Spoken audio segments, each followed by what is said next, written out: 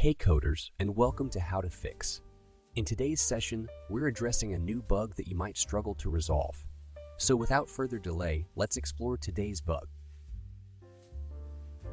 Let's start by executing code 1 to stimulate the error and watch the result. So here's the explanation and the solution to the problem. Please pause the video to read the explanation. Now let's write the right code and let's see the output.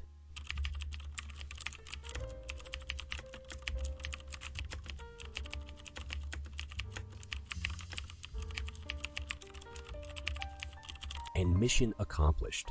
The code works perfectly and our output is just what we wanted. The error has been fixed. Alright, that's it for today's video. If you found this video helpful, don't forget to hit the like button and subscribe to our channel for more code fixing videos.